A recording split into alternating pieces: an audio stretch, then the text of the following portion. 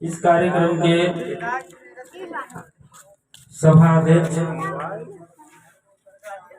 आपका बेटा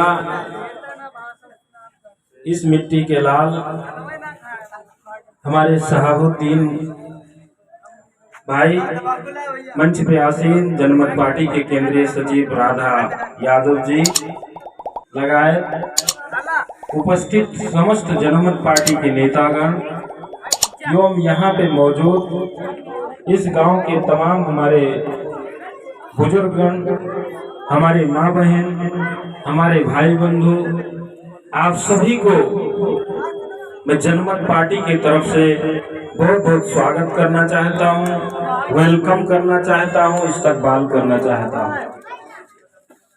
और खास करके अभी भैया थोड़ा वॉल्यूम कम कर दीजिए, वॉल्यूम कम कर दीजिए, सुनाई पड़े कम, समझ में आए लोगों के, वॉल्यूम कम कीजिए। ठीक है।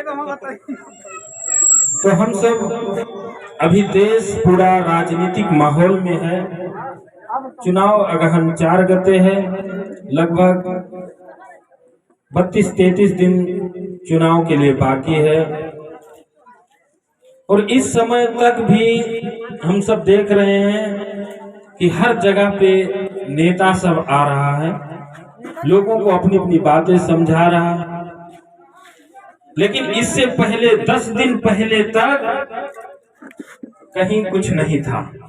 10 दिन पहले तक जैसपुर के लोग बॉर्डर से एक बोरी खाद ला पाते हैं कि नहीं पाते हैं, वहां से चीनी, वस्त्र, कपड़ा ला पाते हैं कि नहीं पाते हैं, यह बात 10 दिन पहले तक कोई देखने तक नहीं आया।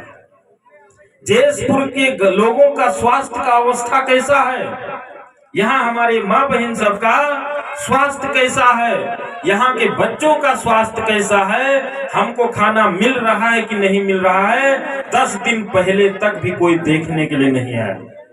यहाँ पे बाढ़ लग जाता है, आग लग जाता है, लोग अपने जान को मुफ्त में दे देते हैं, लेकिन वह बात सुनने तक भी 10 दिन पहले तक कोई नहीं आया। सबसे बड़ी दुर्भाग्य की बात यह। लेकिन आज गली गली में, मोहल्ला मोहल्ला में आपके दरवाजे पे जाकर दरवाजा खटखटाना शुरू कर दिए होंगे नेता साहब, भैया उठो, वोट दे दो, हम ही को वोट देना, हम आपके नेता हैं, हम आपके लिए ये कर देंगे, रोड बना देंगे, स्कूल बना देंगे, अस्पताल बना देंगे, आपके बच्चे को नौकरी दे देंगे।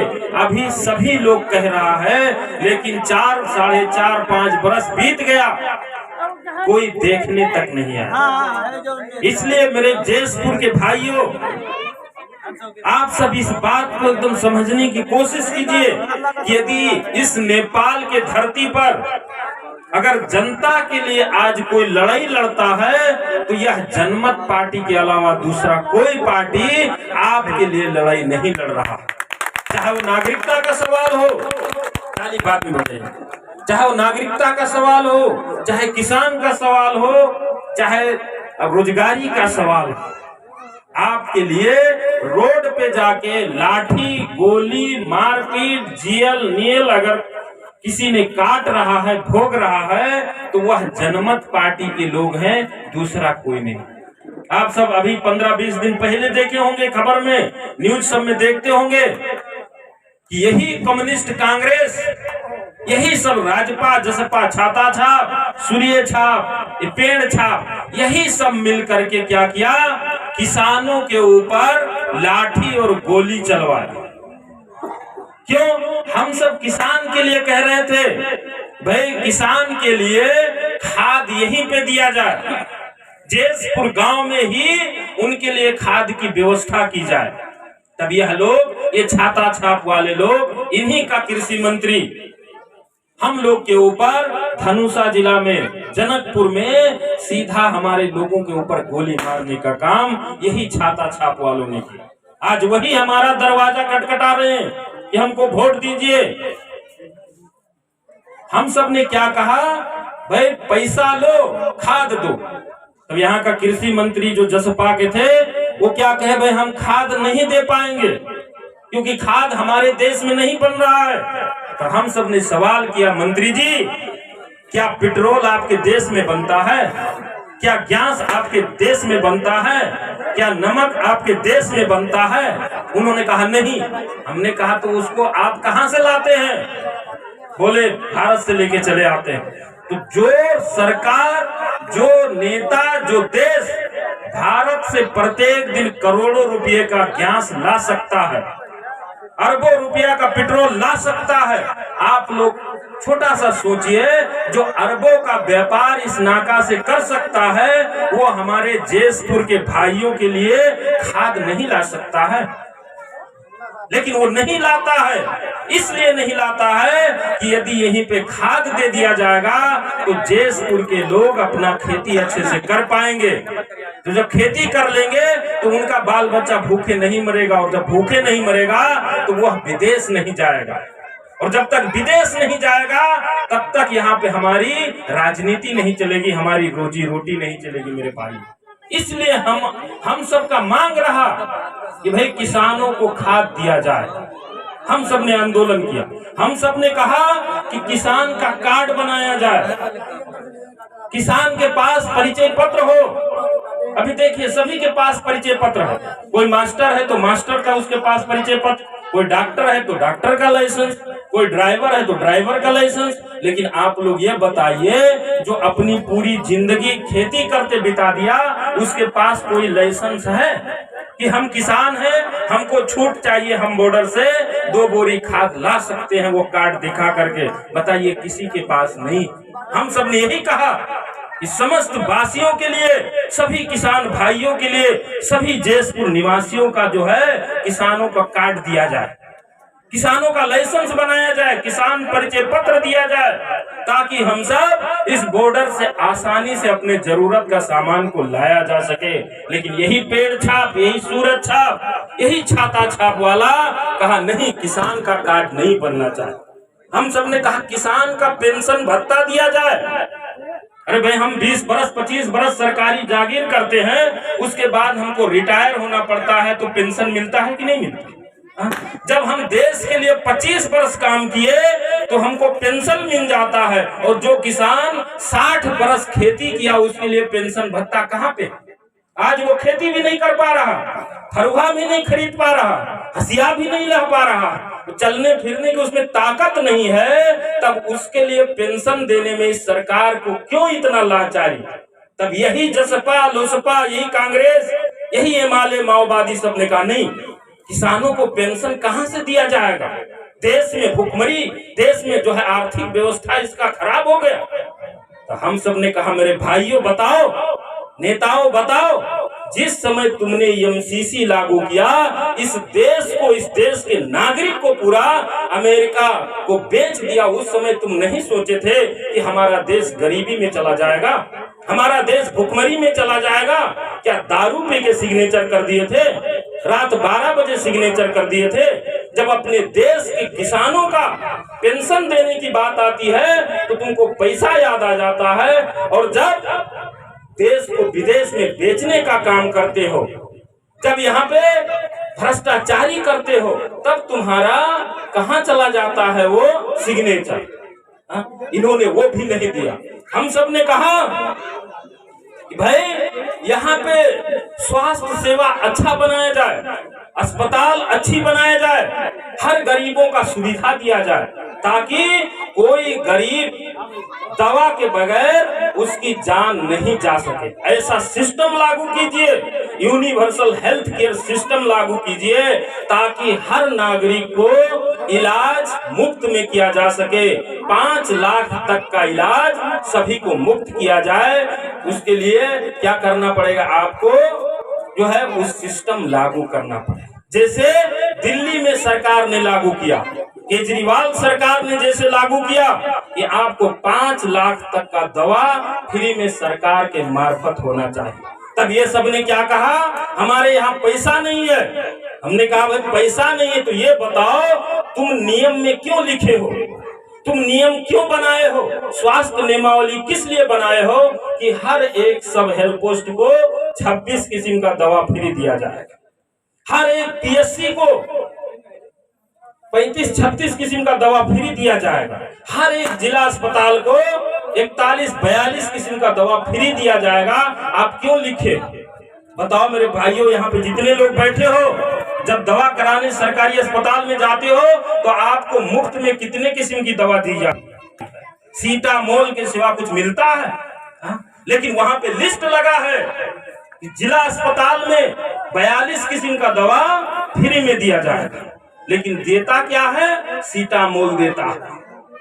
दवा हमको कहां से खरीदना पड़ता है? बाहर से खरीदना पड़ता है। अब बताओ, जब नियम में तुम वो लागू किए हो तो वह पैसा, दवा खरीदने वाला पैसा किसके जेब में जाता है? तुम्हारे भ्रष्टाचारी में चला जाता है। तो देश में पैसा है, लेकिन तुम लोग भ्रष्टाचारी करके अपने जेब में रखते हो और वही पैसा चुनाव में जाकर के लोगों को बांटते हो। अब चुनाव आएगा, काठमांडू से भर भर के गाड़ी में पैसा से यहाँ पे आएंगे नेता लोग और हर जगह पे अपना अपना एजेंट ढूंढेंगे। इस टोल में किसको पकड़ा जाए, उस टोल में किससे बात किया जाए, उस टोल में किसको ढूंढा जाए, और एजेंट सबको पैसा दे देते हो और वो एजेंट क्या करता है? पूरे गरीबों का वोट तुमको दिलवा देता है। गरीब को कुछ नहीं मिलता, हम सबको कुछ नहीं मिलता। वो एक हल्ला उड़ा देता है कि नहीं, ये बार छाते छाप को वोट दिया जाएगा, तो ये बार सूर्य छाप को वोट दिया जाएगा। छोड़ो, ये जनमत सन्मत से क्या मतलब है, हरन छाप में नहीं दिया जाएगा, कि बता देता। और हम लोग क्या करते हैं? वह जो अपने गांव का, अपने टोल का मुखिया होता है, जिसको हम भला आदमी कहते हैं, उसकी बात मान लेते हैं और अपना अमूल्य मत, जिसका मोले नहीं है, वह मत किसी को दे देते हैं और यहाँ पे वह नेता सब भ्रष्टाचारी करने में और ज्यादा सक्षम हो जाता है। ये हालत, ऐसी कंडीशन हमारे देश की, हमारे समाज की। हमारे लोग यहाँ पे, जमीन नहीं है लोगों के पास, घर बनाने की जमीन नहीं है। यहीं पे देखिए तो सैकड़ा में 41 मुसलमान है जिसके पास घर बनाने की जमीन नहीं है। सैकड़ा में 45 दलित ऐसे हैं जिनके पास घर बनाने की जमीन नहीं है। उनको जमीन नहीं दिया जाता, उनको सुकुम्बासी में जमीन नहीं दिया जाता। जमीन किसको दिया जाता है? तो नियम बना के पुनर्वास, भूमि सुधार, वैज्ञानिक भूमि सुधार, सुकुम्बासी के नाम से जमीन पहाड़ से ला करके लोगों को यहाँ पे बैठाया जाता है, उनको फ्री में जमीन दिया जाता है। यही सब, यही कम्युनिस्ट कांग्रेस, यही सूरज छाप, यही जो है पेड़ छाप वाला पहाड़ से ला करके लोगों को यहाँ पे बैठा देता है, उनको जमीन दिया। आपके सामने ये पूरा सैनिक बैठाया गया कि नहीं बैठाया गया? पहाड़ से ला के लोगों को, उनको 3 बीघा से लेके 8 बीघा तक फ्री में सरकार जमीन दिया। 8 महीना तक उनको फ्री में खाना दिया। लेकिन हमारे लोग यहाँ पे अभी भी भूखे मर रहे हैं, उनके पास अभी भी घर बनाने की जमीन नहीं है, उनको जमीन नहीं दिया जाता। ये हमारे देश की राजनीति की हालत। पूरा पैसा, जितना पैसा होता है वो सारा के सारा पैसा किसमें लगाया जाता है? रोड में। लेकिन वह रोड का हालत देखिए तो, बरखा के सीजन में आप चाहिए कि इस बांके जिला में पूरा मोटरसाइकिल से घूम ले तो नहीं घूम सकते, लेकिन वहीं पे आप नेपालगंज से मोटरसाइकिल से बैठिए तो हुमला जुमला पहुंच जाएंगे। आपको बड़े बड़े पहाड़ छोड़ के वहां पे रोड बन जाती है, बड़े बड़े पहाड़ छोड़ के वहां पे अस्पताल बन जाती है, बड़े बड़े पहाड़ छोड़ के वहां पे स्कूल बन जाता है, अच्छा खासा स्कूल बन जाता है, लेकिन यहाँ पे नहीं बनाया जाता। ये हालत हमारे देश की, ऐसी दुर्दशा, ऐसी अवस्था है। इस अवस्था में हम सब जी रहे हैं और हम लोग लास्ट में अपना जो वोट है, जो जनता की ताकत है, वह हम लोग इनको दे देते हैं मुफ्त में। इसलिए मेरा आप सबसे यही आग्रह है, मेरा अनुरोध यह है, आप सबसे गुजारिश यह है कि आप सबने तो ये सारी पार्टी को बार बार देख ही लिए हैं। कांग्रेस को 70 बरस से देखे, हिमालय कम्युनिस्ट को 40 बरस से देखे, जसपा लोसपा सबको 15 से 20 बरस से देख ही रहे हैं, माओवादी को 25 बरस से देख ही रहे हैं। इस बार एक बार केवल आप अपने गांव के, अपने जमीन के, अपने बेटा को मौका दीजिए, शहाबुद्दीन अंसारी को मौका दीजिए, जनमत पार्टी को मौका दीजिए, डॉक्टर सी.के. राउत को मौका दीजिए। उसके बाद यहाँ पे चमत्कार देखिए कि कैसे यहाँ पे सुविधा दिया जा सकता है, कैसे यहाँ पे रोजगारी दिया जा सकता है। आज हमारी हालत यह है कि प्रत्येक घर से एक न एक भाई हमारा विदेश में पड़ा है। प्रत्येक घर से, तब जाकर के हमारे घर का चूल्हा जलता है। वह बेचारा हमारा भाई दुबई, मलेशिया, सऊदी, कतार में 10 वर्ष रहता है, तब जाकर के यहाँ पे हमारा एक झोपड़ी, एक घर बनता। ये हालत है। जो भाई हमारा अपने परिवार के साथ रहे जवानी में, अपने माँ बाप के सेवा करे, वह भाई हमारा पूरी जवानी विदेश में जाके गुजार रहा है। हालत यह है, पैदा यहाँ पे होता है, बढ़ता यहाँ पे है, लेकिन जैसे जवान हुआ पासपोर्ट बनाओ विदेश भेजो। नहीं भेज तो यहाँ पे क्या करेंगे? हमारे घर में भूखमरी, हम सब भेजते हैं। और वहां से जो पैसा कमा के यहाँ पे भेजता है मेरा भाई, उसका भी आप सब कुछ न कुछ खरीदने में ही प्रयोग करते हैं। जैसे दुबई, मलेशिया से मेरा भाई कोई पैसा भेजा तो आप क्या करेंगे? मोटरसाइकिल खरीदने जाएंगे। और जब मोटरसाइकिल खरीदेंगे तो जो इंडिया में 1.5 लाख में मोटरसाइकिल मिलता है, 1 लाख में मिलता है, उसको यहाँ पे हमको 3 लाख में खरीदना पड़ता है। तो वह 1 लाख रुपया कौन लेके चला गया? 1.5 लाख रुपया वह सरकार उस टैक्स के नाम पे काट लेती है। और वही टैक्स का पूरा के पूरा पैसा आपका बजट बनता है। और वह बजट हम जब उसके लिए करते हैं, सवाल करते हैं, तो यह नेता सब क्या कहता है कि होता तबई को पड़े तो सरकार को पैसा में यदि पूरा गन्ना मिल नहीं ना तीन में हम लोग को थरकाता है, ऊपर से हम लोग को गाली देता, जबकि वह पैसा आपका।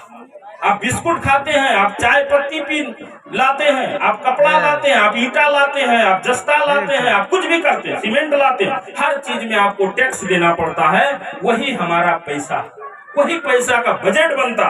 और वह बजट को ऐसे ही भाग लगा दिया जाए तो प्रत्येक घर पे कमती में 5 से 7 लाख रुपया प्रत्येक घर पे पड़ेगा। प्रत्येक घर पे आप हिसाब किताब कर लीजिए कि आपके इस क्या कहते हैं नगर पालिका में कितना बजट है। और वह बजट को ऐसे बांट लीजिए, मान लीजिए इस गांव पालिका में आपका 40 करोड़ का 1 साल का बजट, तो 5 वर्ष का कितना बजट हो गया? 200 करोड़ बजट हो गया। 200 करोड़ बजट, मान लीजिए 2500 3000 घर है आपके गांव पालिका में, सभी को बांट दीजिए, देखिए तो 4 लाख 4.5 5 लाख पड़ेगा एक घर में। लेकिन यह नेता सब हमको चुनाव में क्या करता है? 500 में खरीद लेता, 1 किलो गोश्त में खरीद लेता, बिरयानी में खरीद लेता, खिला के। तब उसको क्या जरूरत है विकास करने की? आपका बेटा सऊदी, दुबई, मलेशिया, कतार में जाके मरे चाहे जिंदा रहे, उससे मतलब नहीं है। और हमारा भाई वहां विदेश में भी जाके जब मर जाता है, काम करते करते बिल्डिंग पर से गिर जाता है, मर जाता है, 50 डिग्री तापक्रम में काम करते करते मर जाता है, उसकी लाश भी 6-6 महीना तक नहीं आती है। हमारी दुर्भाग्य की हालत, हमारे देश की हालत यह है। विदेश से भी अगर लाश भेजना पड़ता है आज की स्थिति में, तो वह जनमत पार्टी ही वहां से लाश तक भेजवाती है। तब यह कम्युनिस्ट, कांग्रेस, जसपा, लोसपा, माओवादी कोई नहीं मिलता है। जो विदेश में होंगे हमारे सबके भाई, आप सबका बेटा, आपका भाई, तो पूछिए वहां पे कि वहां पे यदि दिक्कत पड़ती है आपको तो किसको तलाश करते हैं, कौन सी पार्टी को तलाश करते हैं? वो आपको बताएंगे कि जनमत पार्टी एक ऐसी पार्टी है जो 74 देश में संगठन बनाया है, 44 देश में वो अपना कार्य अभी भी कर रहा है। वही पार्टी के मार्फत हमारी लाश भी हमारी एयरपोर्ट में पहुंचती है। लेकिन हम सब चुनाव में यह सब बात को भूल जाते हैं। चुनाव में हम सब यह सब चीज को नहीं समझते हैं। वोट जिसको मन लगा उसी को दे देते हैं, जबकि वोट बहुत कीमती चीज है, बहुत महत्वपूर्ण चीज है हमारे लिए। हम किसी को अपने बाल बच्चों का भविष्य, अपने बाल बच्चों का मुस्तकबिल 5 वर्ष के लिए किसी के हाथ में देने के लिए जाते हैं, तब हम सब नहीं सोचते। इसलिए आप सभी से इस बार मेरा आग्रह है कि जैसे भी हो, किसी भी परिस्थिति में आप रहें, सुबह सुबह जब वोट देने के लिए जाएं तो अपने बाल बच्चों का मुंह देख करके जाएं कि इस बार हम ये छोटे छोटे बच्चे सब के लिए वोट देंगे। किसी नेता के लिए वोट नहीं देंगे, किसी पैसा वाले के लिए वोट नहीं देंगे, किसी गाड़ी घोड़ा वाले के लिए वोट नहीं देंगे, अपने बाल बच्चों का भविष्य बनाने वालों को वोट देंगे। और जनमत पार्टी के चुनाव निशान लाउड स्पीकर में, हरन में छाप लगा करके ये साबित कीजिए, यह बता दीजिए कि अब जनता जनमत के साथ में है, जो जनता के लिए काम करता है, जनता के लिए मरता है, चाहे नागरिकता के लिए हो, चाहे किसान के लिए हो, चाहे शिक्षा के लिए हो, चाहे स्वास्थ्य के लिए हो, चाहे घर घर रोजगार के लिए हो, जो हमारे लिए लड़ता है इस बार उसी को वोट देना है किसी भी कीमत पे। यह बात हम सबको ठान लेना पड़ेगा, हम सबको इस बात को मान लेना पड़ेगा, क्योंकि यहाँ पे मेरे भाई, मेरे बुजुर्ग सब यहाँ पे बैठे हैं। आप सभी को याद होगा, यदि मुसलमान भाई है तो आपको याद होगा कि करबला के मैदान में जब यजीद ने कहा हुसैन तुम मेरी बैयत कर लो, तुमको जो चाहिए सब देंगे, रियासत चाहिए दे देंगे, रियाजत चाहिए दे देंगे, धन चाहिए देंगे, दौलत चाहिए देंगे, हुकूमत देंगे, सब चीज दे देंगे, लेकिन सिर्फ एक काम कर लो, मेरी हुकूमत को स्वीकार कर लो, मेरी बैयत को कबूल कर लो। एक ही शर्त रखा था यजीद ने, लेकिन इमाम हुसैन ने कहा यजीद, जुआरी, शराबी, बलात्कारी, अन्यायी, अत्याचारी के हाथ में इस्लाम का बागडोर देना हराम है। तेरी हुकूमत को स्वीकार नहीं करेंगे, चाहे गर्दन को कटाना पड़े तो कटा देंगे, और अपने मासूम बच्चे अलअस्गर 6 महीने के बच्चे तक को कुर्बान कर दिया, लेकिन यजीद की हुकूमत को स्वीकार नहीं किया। मेरे भाइयों, बताइए हम सब क्या करते हैं? आज अपना मुस्तकबिल, अपना कीमती मत, अपना वोट किसी दलाल को दे देते हैं, जो बार बार हमको बेचता रहता है, जो बार बार हमको बर्बाद करता रहता है, ऐसे के हाथ में दे देते हैं। बताइए हम कौन से मुसलमान हैं? कैसी मुसलमानियत हमारी? हा?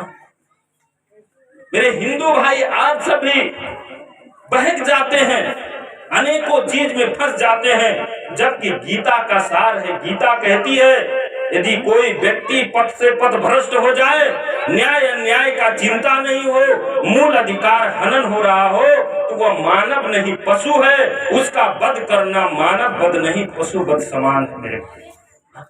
गीता कहती है आपका मूल अधिकार यदि हनन हो रहा हो, आपको कोई चिंता नहीं हो, तो आप मानव नहीं पशु हैं। बताइए मूल अधिकार वही है ना, संवैधानिक हक, आपके बाल बच्चों का अधिकार जो हमको राज्य व्यवस्था से मिलता है, वो हक हम बिना सोचे एक बोतल दारू में किसी को दे देते हैं। यह आप करते हैं मेरे हिंदू भाइयों, तो आप वास्तव में हिंदुत्व पे नहीं है, आप क्या है? पशु समान है। गीता कहती है, हम नहीं कहते। इसलिए हम सभी दृष्टिकोण से देखें, चाहे राजनीतिक दृष्टिकोण से देखें, चाहे धार्मिक दृष्टिकोण से देखें, किसी भी दृष्टिकोण से यह जसपा लोसपा, ये छाता छाप, ये साइकिल छाप, ये सूरज छाप, ये पेड़ छाप, ये फलाना चिलाना कौन कौन छाप है जिनको हमने बार बार देखा है, इनको वोट देना नाजायज है, बिल्कुल गलत है, पाप है, अन्याय है। इसलिए हम सबको क्या करना चाहिए? कमती में एक बार जनमत पार्टी को मौका देना चाहिए। एक बार अपने भाई को, आप अपने बेटा को, अपने भाई को जो है एक बार मौका दे के जिताना चाहिए। वह जितना भी दूर हो जाएंगे, लेकिन अपने गांव का सेवा करेंगे ही, अपने भाइयों का सेवा करेंगे ही, अपने माँ बाप का सेवा करेंगे ही, जितना भी कुछ कर ले, लेकिन अपने गांव को तो देखेंगे ही। इसलिए इस बार आप पूरा गांव मुत्तहिद होकर के, एक होकर के, कोई झगड़ा लड़ाई का बात नहीं सोच करके, जब हम 10 लोग एक जगह रहते हैं तो कुछ ना कुछ हो जाता, वह चीज में न फंस के, व्यक्तिगत बात में झगड़ा ना करके, एकदम आप राजनीतिक हक लेने के लिए, अपने बाल बच्चों के हक लेने के लिए, शिक्षा स्वास्थ्य के लिए एक बार इनको वोट देना हमारे लिए लाजिम है, अनिवार्य। यह चीज को हम सबको सोचना पड़ेगा, और जनमत पार्टी के चुनाव निशान लाउड स्पीकर में मोहर लगाना।